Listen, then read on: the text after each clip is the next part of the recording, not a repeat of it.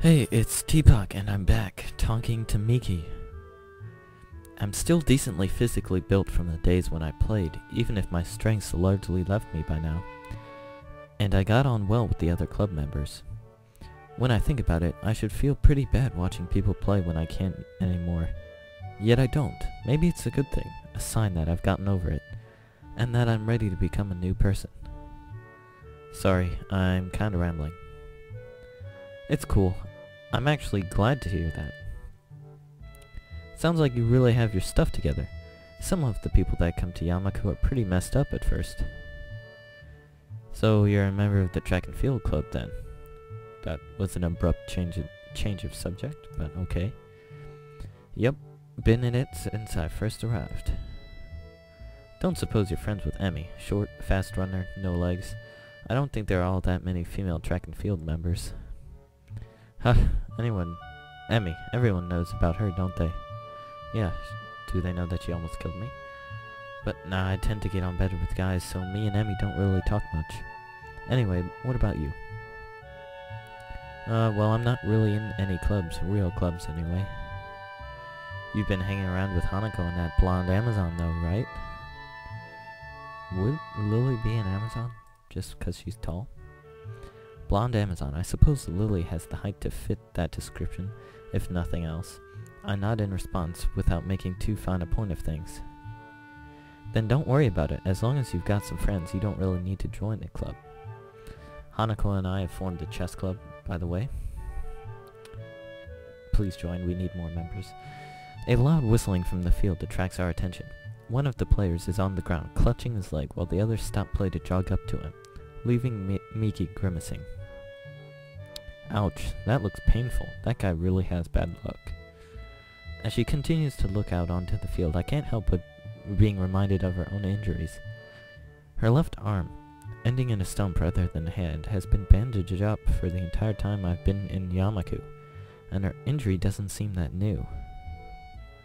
She's gonna catch you, man. She turns to talk to me again and catches me looking.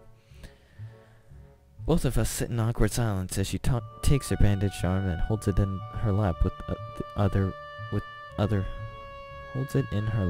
remaining hand. Okay then. Sorry, I guess I'm a bit... It's fine, really. Her tone is light, but neither of us says anything afterwards. Every disabled student here has their own way of dealing with their own problems. And some finding their conditions troublesome is only natural. I'm included among them after all. The injured guy from the soccer game manages to get onto his feet with some help and ends up hobbling off the field with one arm over the shoulder of another for support. Probably just pulled a muscle if he can manage to walk. The whistle blows again and the game continues once more with one less man on the field. Hanging out with Hanako and that blonde girl, you keep some pretty strange company. How so? How so? It's just that Hanako's kind of, I don't know. Don't you dare diss Hanako, okay? Shy? No, it's not really that. It's just she's got some issues, I think. I can't really put it in a nice way. Not that I don't think she's a nice person, though. She's perfectly nice. Just hard to deal with. It sounds like Miki, or at least some other people in the class, have tried to get closer to Hanako in the past, and that it didn't go well. I think her judgment is rather harsh, given that everyone, not just those in Yamaku, have their own issues. Then again, I haven't known Hanako for that long, so it wouldn't surprise me if there was some stuff I didn't know about. I'll just take it as it comes. She's a nice person, and I think that should be all that matters. Miki's eyes narrow a little, and her smile spreads.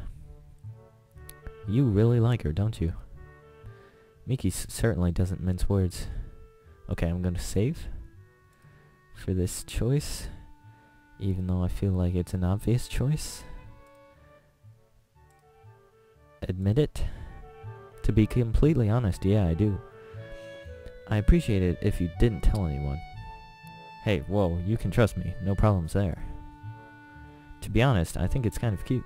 If you want to go for it, don't let me stop you. Thanks. She may say that, but she was just talking about Hanako having issues. Still, I want to hold myself up to the words I said.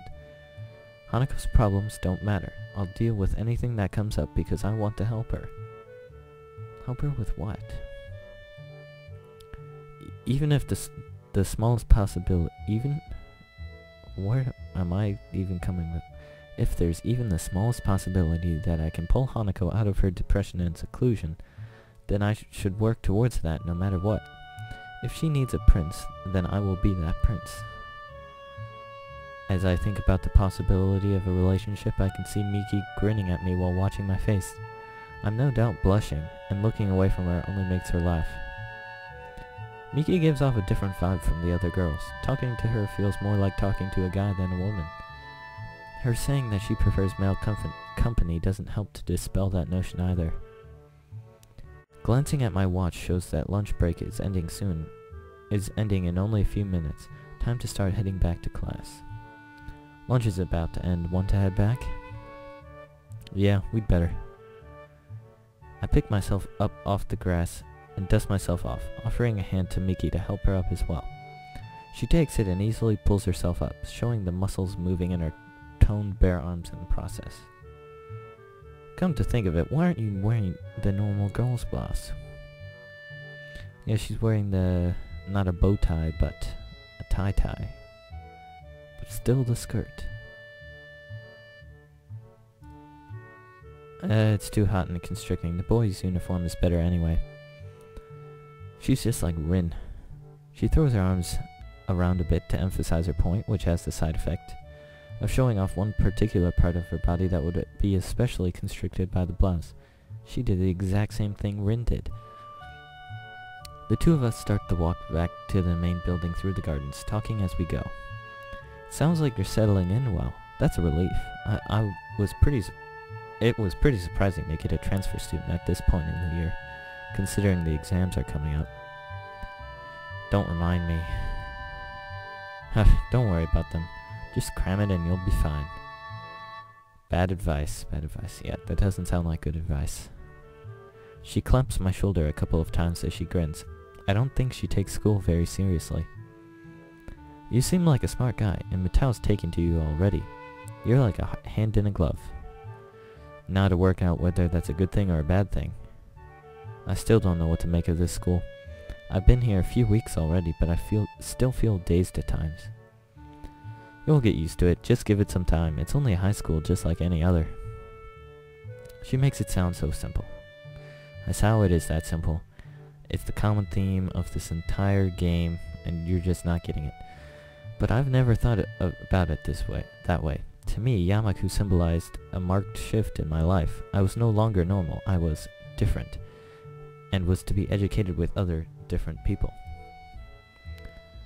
And yet, I'm walking back to class and talking casually with a classmate during lunch, after watching some others play a soccer game. All perfectly normal. Maybe she has a point.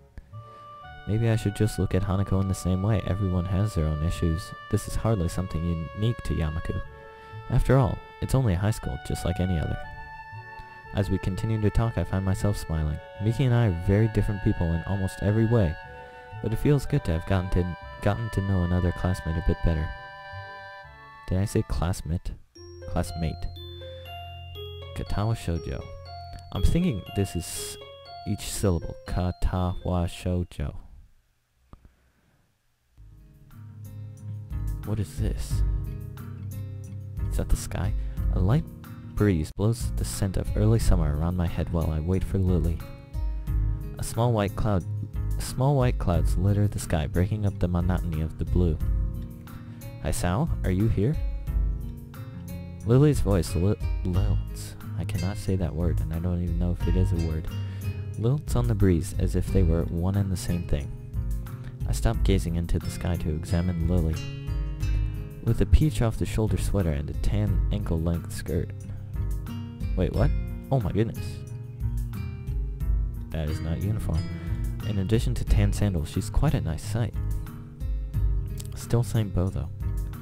I don't even know how she where's that bow? That thing's like going through her head. Yeah, I'm over here, Lilly, near the pompous gate. As you are as well. Were you able to sneak away from Hanako? Yeah, it's not uncommon for me to go out during the weekend, so I don't think she's noticed anything suspicious. That and she has someone she sees. Are you kidding me? Hanako is with me.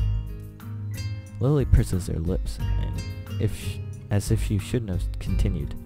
I find it a little hard to believe. Hanako seeing someone? Really? I thought I had dibs. No, it's just she sees a therapist every so often on weekends. Oh, well, that does make a lot of sense. Lilly rubbed her arm uncomfortably, and after one look at her troubled expression, I quickly moved to change the topic away from Hanako. Huh. Yes? I was just wondering, you can get around the city on your own? Why are you thinking? Do you use your brain? Why would you say that? Lilly sighs at my consternation surrounding the topic of her blindness. I'm my own worst enemy sometimes. Make that every time you're talking with Lilly, you make a fool of yourself and are rude to her. I can, yes, it's easier when I'm out with a friend or my sister though. I wonder how Lilly gets along with her sister. Being an only child, it's hard to imagine what a sibling would be like, so it makes me a little envious of her. Right, well then, the bus arrives in a few minutes, so we should probably get a move on. Indeed, it's a long wait if we miss this one. With that, we set off for the bus stop on the hill. It's only a small distance from the school gate, so it's very convenient. It's a nice view from here. Coming from the city, I'd never really got to see scenery like this, let alone on a daily basis. This area is nice for me as well. It's tranquil, and away from the noises and smells of the city. Oh, and she turns it back on you because you were being rude to her about her blindness. Lilly's head perks up in a trademark gesture of hers, signifying that she's caught a sound. Oh, here comes the bus. I look down the road to see the bus trundling up the hill. Trundle. Where Trundle is... What's it? Not Heroes of New... League of Legends.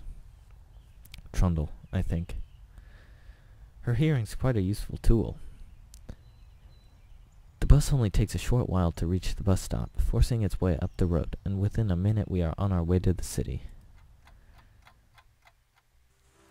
Walking around the city, I feel a distinct nostalgia. The smells, the traffic, the tall buildings everywhere. It's a lot like my native city, save for the raised walkways. I would love that if that was where I lived. Raised walkways everywhere. But I also don't live in the city, so... even though if the city had that, that'd be pretty awesome. I wonder what city this is in Japan. Assuming this is in Japan because it's a Japanese title. Yeah, that'd be interesting to find out. It feels a little weird walking around the city as casually as I would in a park, but with cars rushing around underneath me. As I'm busily pondering the engineering marvel that is the raised walkway, I get a surprise. It takes a moment for me to realize that Lilly has wrapped her arm around mine, extending her cane in front of her with her other hand. Lilly, I want you to know I am with Hanako. Back off. For a moment I'm startled, but I manage to keep enough of a lid on it for Lilly not to notice. While it's not the first time that Lilly's relied on me for guidance, she'd only held onto my sleeve cuff before. It's logical that it would be easier for her to navigate a crowded and complex area such as the city while securely linked, but I'm far from being as used to this kind of contact as Lilly is. Finally realizing the growling silence between us as Lilly waits for me to get moving, I quickly kick my brain into gear. You know, it was quite a surprise that Hanako likes to sing. Have you ever heard her do that before? I have indeed. We've been to karaoke sessions several times, along with my sister. I can't say I take to the activity much, but the other two like it. Maybe Hanako doing karaoke is more fitting than I initially thought, just her and those she knows, all alone in a little room. I had one experience with karaoke. Very embarrassing. What was that song? It was at ABC 123. Was that Michael Jackson? I don't know. I'm not good with music. That was embarrassing. It would give her a rare chance to let her guard down, with nobody else there to judge her. Maybe it would be nice to bring her into town for a karaoke birthday party if she likes doing it. Just by looking at her face, that's a bad idea. I'm not sure if she would deal very well with the excitement. I moved to protest, but her face shows that she's mulling the proposal over some more. It takes quite some time for her to come to a conclusion. Then again, the best thing we can do for Hanako at this point is to try and create some pleasant birthday memories. Continually treating her as if she's abnormal won't help. I think you're right. If she has something to remember apart from loss, then maybe she'll come around. If we bought her something nice that she could see every day, then maybe she'd be able to take her mind off her past and remember that she has friends. And in any case, I think Hanako can handle something like this. In the time I've spent beside her, I've learned that she isn't quite as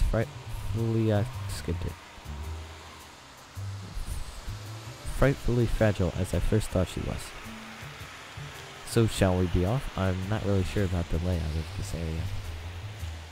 Very well. I might like to suggest having something to eat first.